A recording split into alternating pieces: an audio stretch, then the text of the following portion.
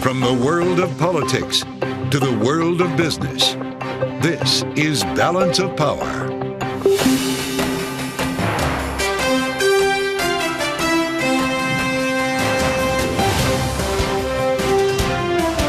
Live from Washington, D.C. From Bloomberg's Washington, D.C. studios to our TV and radio audiences worldwide, welcome to Balance of Power. Alongside Joe Matthew, I'm Kaylee Lyons. A day after a fiery State of the Union address, President Biden turns to campaign mode with plans to visit 5 swing states over the next week. We'll focus on the messaging with Barbara Perry of the University of Virginia's Miller Center, and Evelyn Farkas will join from the McCain Institute. A partial government shutdown coming down to the wire. The deadline is midnight tonight, and the Senate has yet to pass its funding package. And the February jobs report brings some good and some bad. Stronger than expected job growth coupled with an unemployment rate now at a 2-year high. The administration, Kaylee, of course, finding the better side to talk about in that jobs report, a push and pull, as we were discussing earlier. And that's part of the economic message that the president has now taken on the road. Yeah, this was, the third subject that he brought up in the State of the Union last night, talking about not only his legislative efforts to address the economy from infrastructure to chips to the bipartisan infrastructure. I said infrastructure. Yes, you did. Inflation Reduction Act is the other one that made it into the speech as well. But of course, the economy was just one of many subjects that the president was talking about in a rather heated address last night. My purpose tonight is to wake up the Congress and alert the American people that this is no ordinary moment either.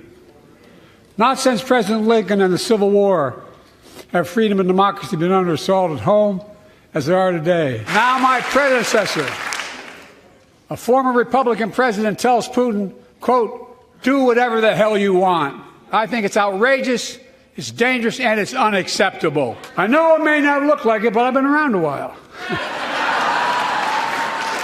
When you get to be my age, certain things become clearer than ever. Joining us now around the table on this Friday, Bloomberg's Megan Scully and Kate Davidson. Great to have both of you with us here as we round out a wild week for politics. Megan, you cover Congress for a living here. You drive our congressional coverage here in Washington. That was one of several audiences last night. The president was clearly talking to people at home. But for those who were in the room, it was interesting to hear reactions from Democrats and Republicans. They all seemed to agree that this was a more energized and rambunctious president than they expected. Yeah, I think that Biden's number one mission of that night was to show energy after all of this talk about his age and questions about his health. And he really came out swinging, and it riled up Democrats on the left, including some who have not been very happy with him for a number of reasons, not the least of which is his handling of Israel and Gaza. The base really energized around him. You saw that even after the speech. You know, he was really in his element after all those years in the Senate, not wanting to leave the chamber, glad-handing. Right. You know, at one point, one of our reporters said they were actually turning the lights off in the chamber, trying to get him to go home. So it was a moment for him and a good pivot away from all we've been discussing in terms of his energy levels and his ability to carry out a second term. Well, he also was frankly asking things of Congress in this speech. The first topic he brought up was Ukraine, funding for which doesn't seem like it has a real path forward in the House, at least that we understand at this time. He also, when he got to the border about 40 minutes in, pushed Congress to pass the bipartisan border deal that he had agreed to. Is he likely to get either of those things, though, Megan? Well, right now they're having a hard enough time trying to keep the government. Oh, yeah. So it is going to be a struggle, and one that we'll likely see play out later on this month if they are indeed able to get these two big funding packages through for the rest of the fiscal year. Speaker Johnson has said that needs to get out of the way before he'll move on Ukraine or the border, which has been stalled now on both fronts for months. Can we talk about funding the government here for a minute? It looks like that may not be coming as easily as we thought. This is, of course, the backdrop of the State of the Union address is their inability to keep the government functioning beyond a couple of weeks at a time here. The bill passed in the House. If you can walk us through this, Megan, may not pass so easily in the Senate. I thought we were going to got a rubber stamp here. Yes, well, it is the Senate where all delays are possible. So it passed in the House. It only needed, to get through there with very limited debate. In the Senate, we hoped we were maybe on path for passage early afternoon today. But there's about a 30-hour window where senators can delay a vote. So without unanimous approval to move to a final vote, they're sort of stuck in this holding pattern. So that's where we are right now. And lots of people are taking the floor to complain about various parts of the bill. It looks like there could potentially be a short funding lapse. It's not technically a shutdown until OMB calls it a shutdown. That's the White House's budget office. But this should all be resolved by tomorrow. So maybe a little bump over the weekend. Yeah, or maybe just the delayed start to the weekend for Megan Scully and everyone else who After last covers night, Congress. they must be really looking They've forward spent to a lot this. of time in that building. But as we talk about spending, it also raises the issue of the deficit because you have to finance all that spending somehow. And this is something that the president also spoke about in his address last night. Take a listen. I've been delivering real results in fiscally responsible ways. We've already cut the federal deficit. Over $1 trillion. I signed the bipartisan deal to cut another $1 trillion in the next decade. It's my goal to cut the federal deficit another $3 trillion by making big corporations and very wealthy finally beginning to pay their fair share. And it's worth noting that although not fiscal policy being his pure purview, the Fed chairman, Jay Powell, spent a good deal of time on Capitol Hill this week as well and was asked, Kate, about the federal deficit on more occasion than one, the impact that it has on the U.S. economy. But it is quite a big deal when you think about the longer-term fiscal trajectory of the United States. Sure. I mean, the Fed chair, I feel like this is the easiest question for him to answer now. He always gets asked about it, and he always can say, this is your job, not mine, is basically the short version of the answer, right? He's always saying, yes, it's hard to argue if you look at the rate at which the deficit and overall debt is growing and the rate at which the economy is growing. It's one is faster than the other, and that, by definition, is unsustainable. That's basically all he says. He is very careful to steer away from any conversation where he could be interpreted as saying Congress should do this or that. He always says this is your job, and he kind of stuck to that script. But lawmakers always want to press him to talk about what is the effect on the economy. I feel like that discussion crept in a little bit last fall when we saw Treasury yields surging, but they've come back down. So it's definitely less of a pressing issue that I think the Fed chair feels the need to weigh in on right now. Kate, we'd love your take on the jobs reports today. Of course, all the stories we're talking about kind of ricochet between economy and politics here. We spoke earlier with Acting Labor Secretary Julie Su about the data out this morning. She spoke about it on Bloomberg. Here she is. The jobs numbers continue to be very strong. The 3-month average is actually 265,000. So, we look at trends as much as we look at monthly numbers. And our overtime figures demonstrate strong, steady, continued growth. Exactly what we want to see. It feels like the very definition of a soft landing. The very definition of a soft landing. We've been asking questions, trying to get members of the administration to say that for a long time. Does that mean that they see eye to eye on this? Does Jay Powell feel that way? Yeah, he was asked about this week when he was testifying. Can we say, I think the question was something like, when are you going to come out and issue a statement that the soft landing has happened? And he sort of chuckled like, yeah, probably never, right? They're not going to say that's like rolling out the mission accomplished banner. Right. I think they're really reluctant, but they clearly feel really good. I mean, he's now come out and said, we think that interest rates are at the peak for this cycle. That means we don't need to raise rates, they don't think, anymore to try to contain inflation. So they've got inflation coming down a lot at the end of last year. They have a little bit further to go, but all this progress without a meaningful uptick in the unemployment rate. Of course, we got this report this morning that showed it's up the most, in 2 years, or at the highest level in 2 years. Yeah. A lot of that, though, is kind of for what you consider good reasons, for the most part, right? It's because a lot more people were joining the labor force and just not finding jobs right away. That's the kind of uptick that, economic policymakers generally want to see if you see that rate going up. So it's not necessarily terrible, right? Because you have more workers coming on. All right. And of course, we got CPI coming up next Tuesday, and that's going to be a big data point for the Fed as well. Bloomberg's Kate Davidson and Megan Scully, thank you both so much for joining us this Friday evening. Now, coming up, we'll continue to examine the president's foreign policy promises from last night's address with Evelyn Farkas, executive director of the McCain Institute. That's next on Balance of Power on Bloomberg TV and radio.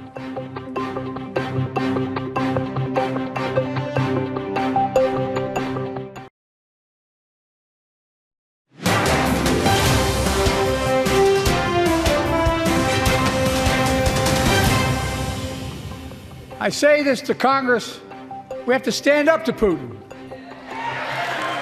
Send me a bipartisan national security bill. History is literally watching. History is watching. If the United States walks away, it will put Ukraine at risk. Europe is at risk. The free world will be at risk, emboldening others to do what they wish to do us harm. My message to President Putin, who I've known for a long time, is simple. We will not walk away.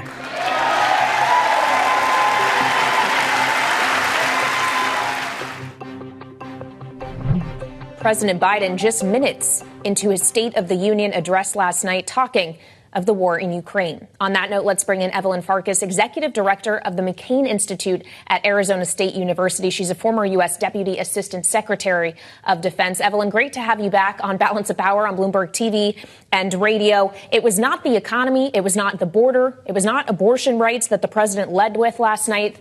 It was Ukraine and the defense of democracy. How did that strike you? Yeah, Kelly, I mean, I was applauding loudly from my couch. It struck me that it was exactly the right place to start because, this is a president who talks about democracy in America and the connection between democracy in America and what's happening in the world. And democracy, not just for us, not just for Ukraine, but for the world, is hanging in the balance on those battlefields and on the waters around Ukraine. Pretty remarkable, Evelyn, to learn today, and not that long ago, that the speech was viewed by more than 27.7 million people, an audience that was roughly 18% higher than last year's, according to Nielsen. I'm trying to figure out if this speech makes a difference. He delivered it well. He started with this. It was obviously a point of emphasis for the president. But if not for the lawmakers in the room who are going to wake up this morning feeling likely the same way they did yesterday, are the folks at home the answer here? That they start calling their lawmakers, get some critical mass as the administration hits the road post-State of the Union? Yeah, I mean, Joe, so first, let me just say one more thing about the Ukraine piece and the foreign policy piece. There was a rare moment of unity on that podium, meaning that the majority leader of the House, the senior Republican represented there, was actually agreeing with the president when it comes to Ukraine. So let's hope that means they'll pass legislation to help Ukraine. Now, to your point, I actually think the reason people were watching this is because, we have elections coming up in not that many months. And so people wanted to see, how does this president do? Looming over all of this has been the question of his age, although, of course, President Trump is around his age, which the President Biden also noted last night in his speech. But I think that people came away reassured, and I don't think it was just the public. I think that the people I'm in the room... just curious, though, Evelyn, just to maybe I can clarify the question. How does the president seize on that audience? Is that the takeaway here? Because lawmakers are going to think what they are about Ukraine. And we've actually got an updated number now from Nielsen. It was more than 32 million viewers on 14 networks. How does the administration use those numbers to its benefit in the weeks ahead? Well, I think those are people who are open to hearing an argument from Joe Biden, and that's important. So they're probably independents. They might be Nikki Haley voters. They may be, people that I know who are considering not voting at all, although they have voted for Trump in the past, some of them twice. So I think that people are looking for a reason to decide on a candidate that might not be Donald Trump. So that's certainly one aspect of it. And I think they want to be reassured by this president that he knows what he's talking about. He knows what he's doing. People are worried about what's happening in the world. You know, we have the war in Ukraine. We have the war in Gaza. We have uneasy relations, to say the least, between us and China. There are a lot of looming questions about the future of that relationship, the future of the economy, although the economy right now seems to be doing quite well. So I think people are watching because they are assessing the president. Well, you mentioned the war in Gaza, and of course that was featured in the president's speech as well, specifically his announcement about building a new port on the coast in order to expedite the flow of humanitarian aid in. Evelyn, just let's remind ourselves what the president said yesterday. I'm directing the U.S. military to lead an emergency mission to establish a temporary pier in the Mediterranean on the coast of Gaza that can receive large shipments carrying food, water, medicine, and temporary shelters. No U.S. boots will be on the ground. A temporary pier will enable a massive increase in the amount of humanitarian assistance getting into Gaza every day. And of course, Evelyn, that's in addition to aid that is now being airdropped into Gaza, which just began recently. What does it say that the U.S. is having to do this to get aid in? Especially, what does it say of the U.S. relationship with Israel right now? Yeah, Kaylee, I think the president was kind of groping for something to show that he cares about the Palestinian people in Gaza. And ideally, what he really wanted to achieve was a ceasefire so that the Israeli hostages can be released, so that aid can get in on the ground immediately. And this was probably plan B for him. And plan B, unfortunately, isn't going to provide relief to the Palestinians anytime soon.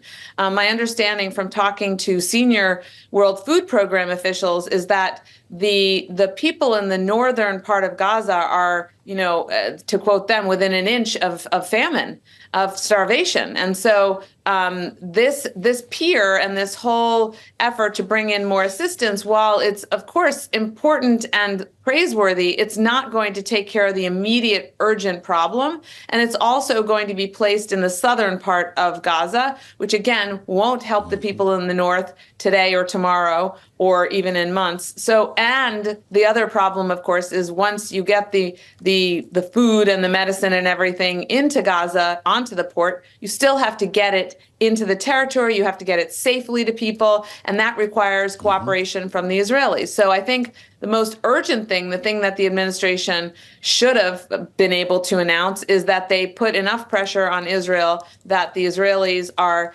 escorting convoys and distributing assistance tomorrow, today, really taking action to alleviate and stave off a real starvation crisis. Well, Evelyn, as Joe Biden warns today that a ceasefire by Ramadan is looking tough, I just wonder how you see this actually getting done. He says that U.S. troops will not be involved. How do you build a temporary pier if it's not wanted and without stepping on land? Well, you can build this temporary pier. I was in the Pentagon when we talked about doing things like this in the context of removing chemical weapons, chemical material from Syria in the 2013 timeframe, I believe it was. And so we looked at what can the Navy do if we found a place that would be willing to take these chemicals and essentially storehouse them for us. They can do this. It takes time. And again, all you're going to be doing at that point is getting the very important, much needed food and other medicine and et cetera to that pier, but you still have to get it from the pier safely to the people who need it. And so that's the same negotiation that we need to be having right now. And so I think the World Food Program and other humanitarian people who are there on the ground would say, let's just open up the road corridors and get the Israelis to work more aggressively on that. Yeah, easier said than done. Evelyn, thank you. Evelyn Farkas with us today on Balance of Power with breaking news. Kaylee, we're just learning now from the Senate, having started our conversation here on the program about government funding. Senator Chuck Schumer, the majority leader, says the Senate has reached an agreement to avoid a government shutdown. We were counting down to midnight with questions about whether a bill passed by the House would in fact clear the Senate. Apparently now the road is paved for that to happen, the first of two bills that will need to pass to get this done. Coming up, abortion and in vitro fertilization in the spotlight on the heels of President Biden's State of the Union address. We'll dig into that issue next. This is Balance of Power on Bloomberg TV and radio.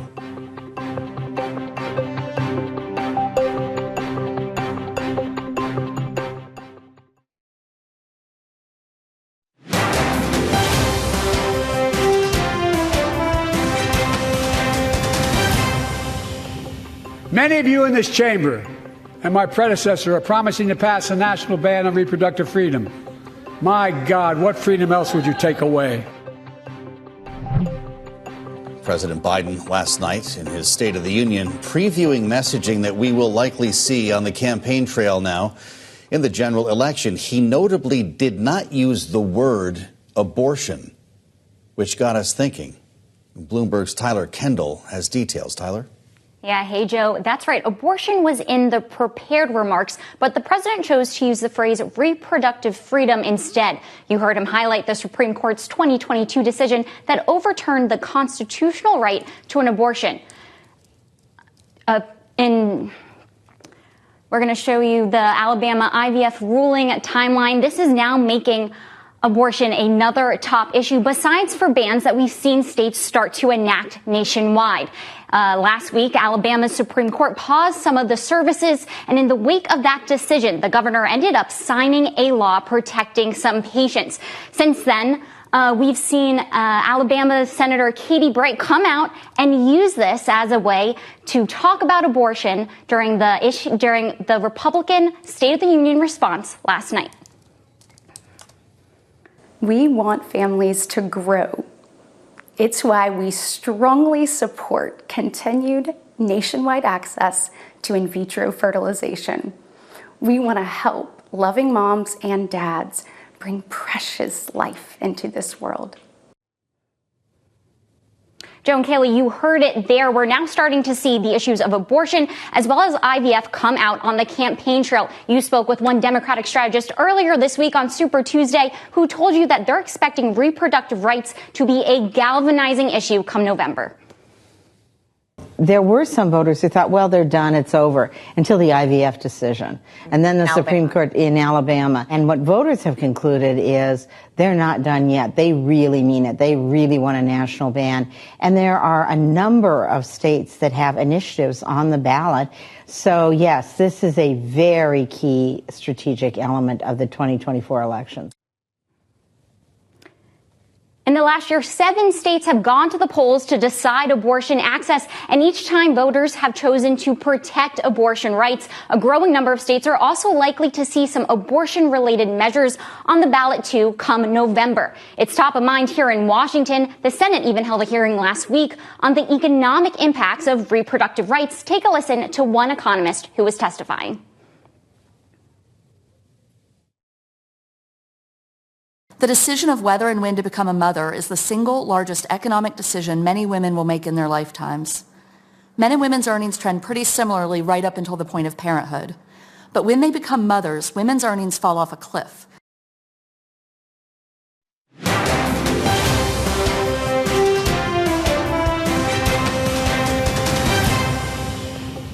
"1941, Franklin Roosevelt came to this chamber to speak to the nation.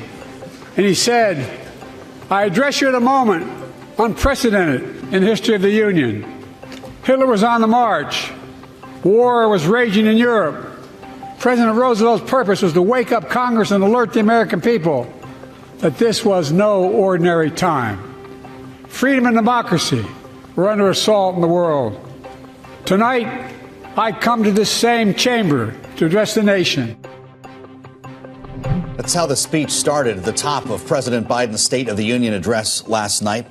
And joining us now the day after, Barbara Perry, professor and director of presidential studies at the University of Virginia's Miller Center, author of The Presidency, Facing a Constitutional Crossroads on State of the Union, Political, Historical Takeaways. Barbara, it's great to have you. Welcome back to Bloomberg. I heard the word crossroads a couple times last night. Joe Biden likes to use that term, and Katie Britt did as well. I think we can all agree that this country might be at one. Did Joe Biden deliver the message for the moment? He did. And in that book, and in many programs that we've had at the Miller Center about the presidency at Crossroads, which developed for us upon the first, at least initial election of Donald Trump, was that we thought we were at a crossroads. But what does that metaphor mean? Does it mean two roads that come together in a rather rural area? Does it mean what we call in my hometown of Louisville, where all the interstates intersect, Spaghetti Junction? I thought that Joe Biden led the country last night up to the crossroads and then chose the route to take from this point onward. Not only did he say where we had come from on the road, going back to the Civil War in 1941 and the reference to FDR, where we are now, what he has done in the most recent past of the 3 years of his administration, and where he wants to take the country. So I think he came to the intersection, and you can view it as continuing forward, I think is what he did, that we're on a better road than we were when he was elected, certainly because of the pandemic and the violence, and now we're moving forward in a positive way. Well, and he did very much say in the speech on a few occasions what he wanted to see in the future, that he wanted to look forward and not backward. Because, of course, Barbara, it wasn't just a typical State of the Union address in which an incumbent president is addressing the country. This is someone who is in an active general election campaign for a second term. Was this more State of the Union or campaign speech to you? Did he do both effectively? It was both, and I think he did both effectively. So it is a constitutional moment, literally, because it is required that the president at least send a message about the State of the Union to Congress every year. And people who follow their presidential history know that in the early 20th century, starting with Woodrow Wilson, presidents began on a routine basis and a regular basis to go to speak to the Congress. So he did that. He followed the tradition. He followed the Constitution. But we can't, and he can't certainly be blind to the fact that because we have so early the two candidates lined up at the top of the ticket for the two major parties for November, that this in a way was a kickoff for the next phase of the campaign. And it was a chance for him to reset.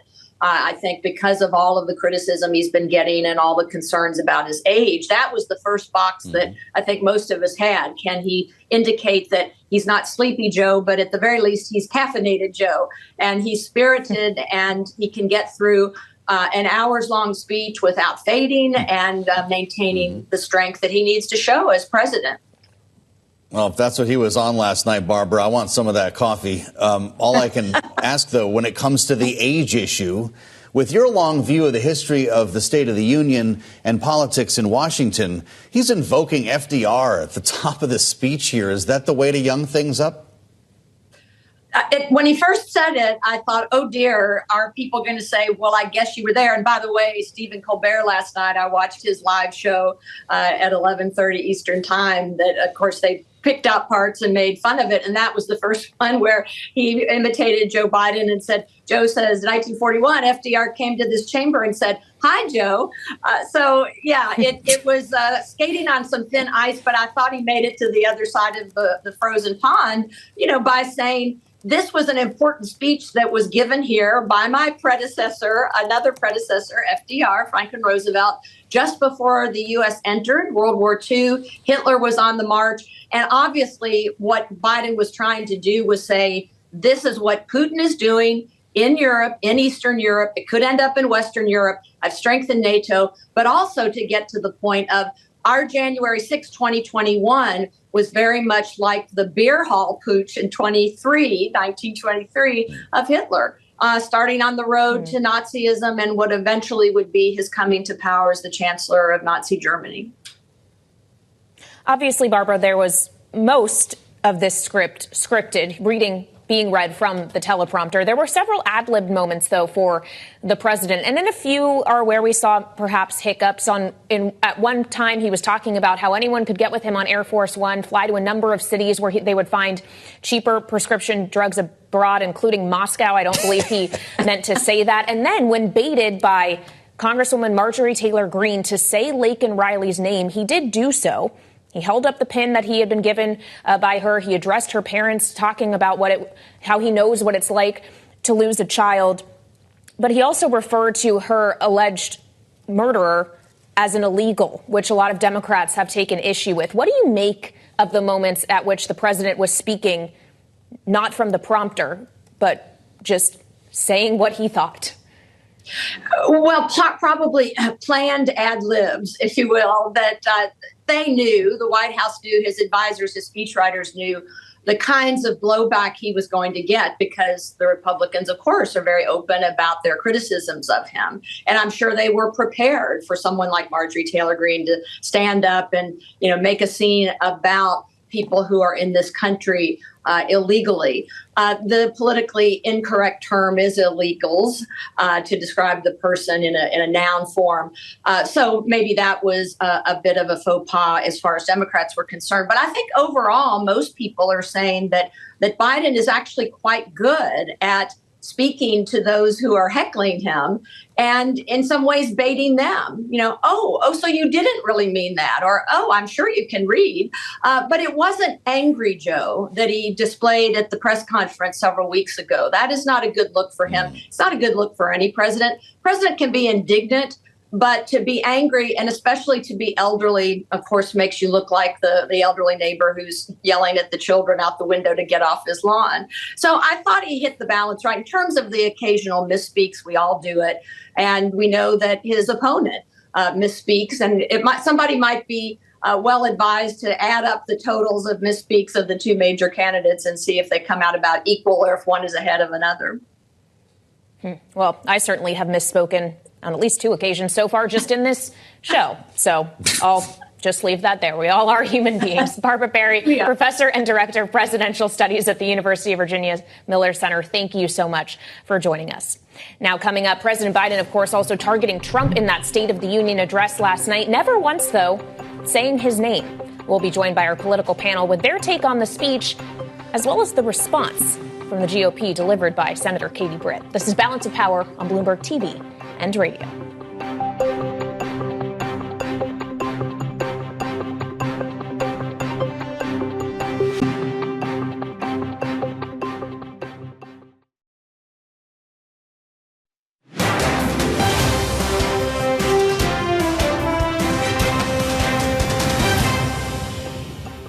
My predecessor, unlike my predecessor on my first day in office, I introduced a comprehensive bill to fix our immigration system. Take a look at it. My predecessor. And if my predecessor is watching, instead of paying politics and pressuring members of Congress to block the bill, join me in telling the Congress to pass it. Now my predecessor tells Putin, quote, do whatever the hell you want. That's a quote. A former president actually said that.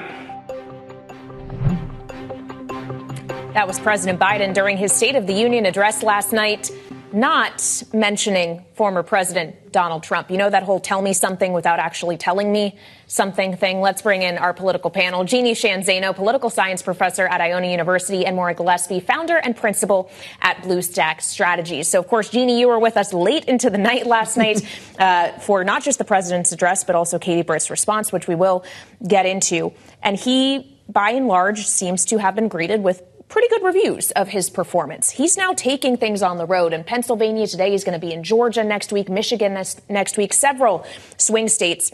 What does he need to do to carry that momentum forward?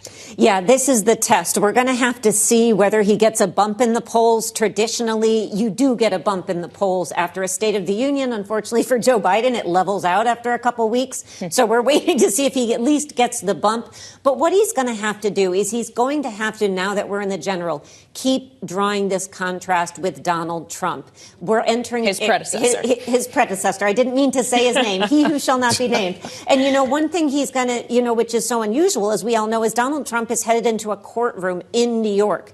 So, you know, how Joe Biden goes about doing that is going to be tricky because Donald Trump, as usual, or he who shall not be named, is going to be taking up all the oxygen in the room. So it's going to be a task unlike anything we've seen in a general election. So that was Donald Trump he was talking about. I'm not sure, but I think. That's good for us to know going forward. Maura, the administration is going heavy now. That's what happens after the State of the Union. You do the road show. The president will be in 5 swing states over the next week.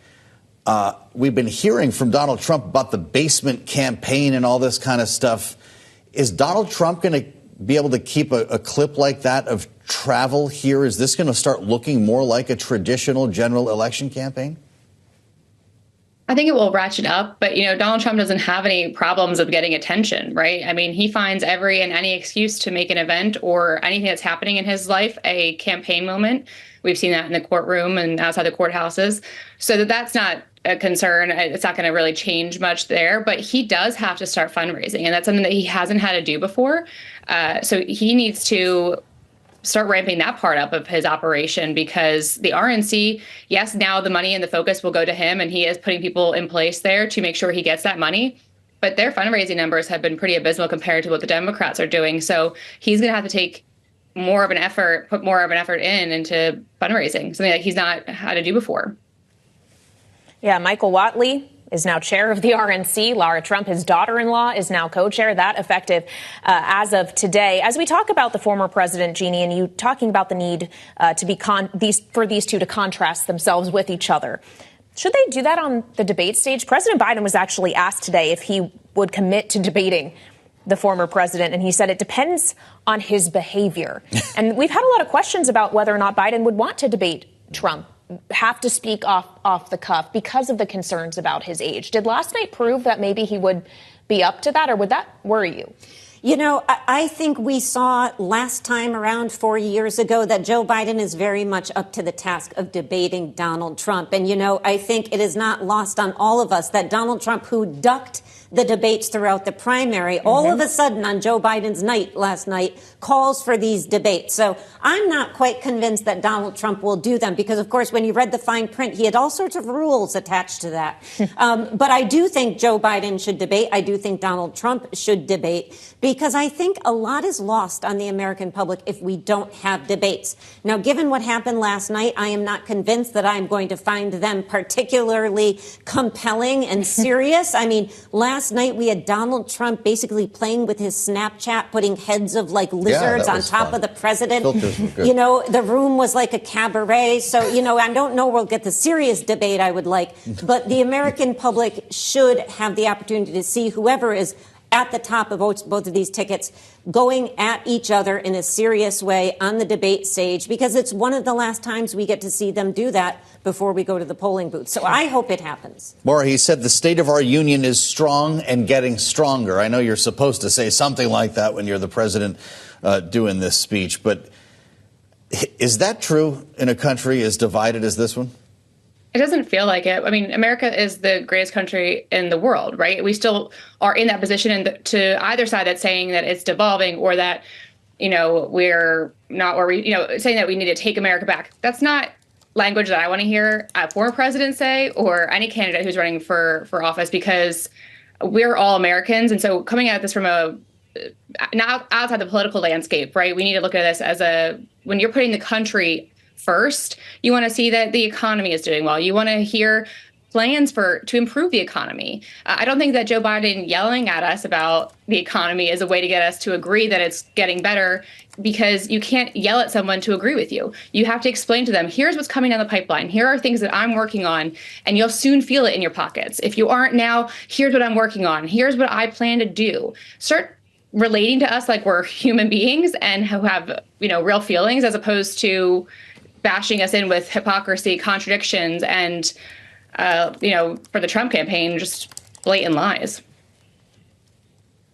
Well, of course, as we talk about the fact that the president said the State of the Union is strong and getting stronger, we have to note that Katie Britt, to end her response speech, which got a lot of reaction, to say the least, on social media, basically said that the current State of the Union is not strong, but America is still a land of opportunity or something. I almost forget the actual substance of her words because everybody was caught up with the fact that it was in the kitchen, et cetera. Well, it was hard not to get caught up in the performance, right? I mean, it's become a meme. Yeah. There's a reason why she's posting, apparently, still images from the address. This is the cold open on Saturday Night Live? Jeanne? We'll see.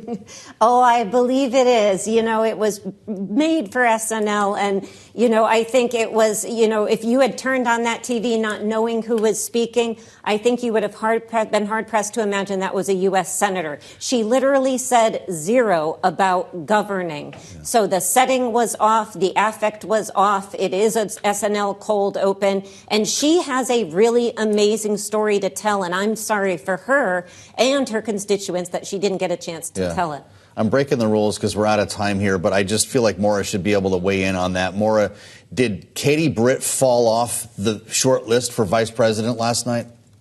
Absolutely. Trump doesn't like having negative attention anywhere. And it's so unfortunate because she is a rising star in the GOP. But you put a woman in the kitchen the night before International Women's Day, and I mean, it fell so flat, and you had her on an emotional roller coaster within one sentence. Again, these are just terrible optics, and it's terribly frustrating as a woman in the GOP to see that be how she was set up. Coming up on this International Women's Day, we'll have more with our panel and talk about some of the other issues making news here today in Washington. This is Balance of Power, Bloomberg TV and radio.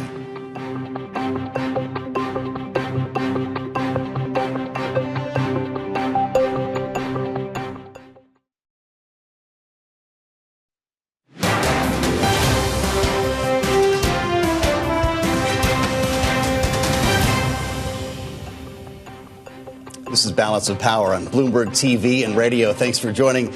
I'm Joe Matthew alongside, I should say, on this Friday with a lack of sleep after State of the Union. Let's reassemble our political panel with news today on another candidate. Jeanne Zaino, political science professor at Iona University, alongside Maura Gillespie, founder and principal at Bluestack Strategies, our panel today. Maura, we're talking no labels. They had a secret vote. They say they're going to run a candidate. There are reports that they may have found one. Is it too late? I worry about where they're going to get their candidate, though we don't know who it is yet, where they're going to get them on the ballot, come Election Day. The window is getting smaller. We've got less than 8 months now and until Election Day. So I do worry about it. I think that the reasoning behind it is based on the fact that over 70% of the American people don't want this rematch that we are now faced with a Biden versus Trump. So I understand their reasoning, but I worry about them getting on the ballots and also where that pulls from, where that candidate support pulls from, either Biden or Trump. Well, Jeanne, what is your take on that? Because we've often talked about that being the big concern of Democrats, that these votes just pull from Biden and guarantee Trump a victory come November. Does it depend, though, on who the candidates are? Could that outcome be different depending who this ticket actually is, since we don't know?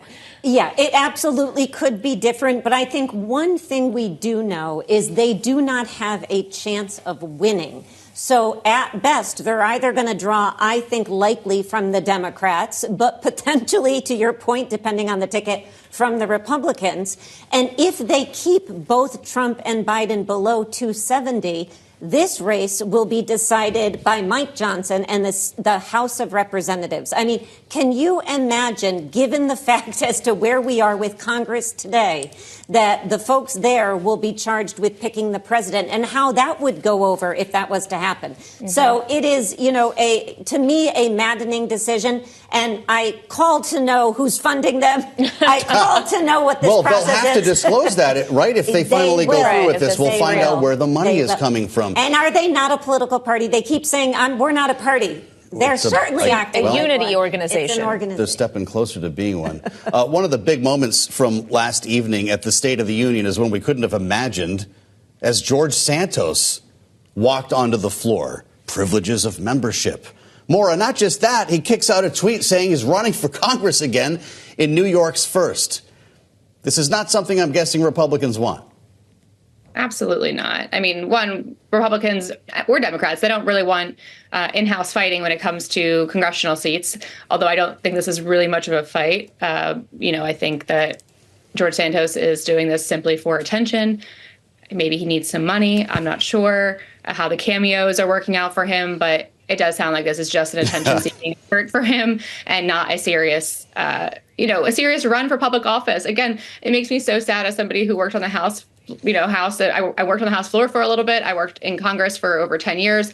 I have deep admiration and respect for the institution. And to watch some of these members of Congress come in there and treat it, like a playground and just embarrass themselves. It's really frustrating to see the decorum devolve the way that it has. Because this campaign needed to get more interesting. Maura Gillespie, thanks for being with us. Of course, Jeanne Zaino, Bloomberg Politics contributor, with us here at the table. Happy International Women's Day. And I have to say, Kayleigh, happy anniversary. Do you know that we're celebrating our first anniversary here on the Washington edition of Balance of Power? That's right. Jeannie's going to raise a glass, too. Yeah. And I'll tell you something else. It's our floor director, Lauren's last day. So let's say cheers, everybody. To all of our listeners and everyone here at Bloomberg, cheers. What a treat and an honor to be aside to you guys. I think we could get used to this. Yeah. At the end of the show, Fridays. Yes, especially meet you for a glass. After a week like this one. Thank you for being with us through the duration. This is Balance of Power on Bloomberg, and we'll see you on Monday.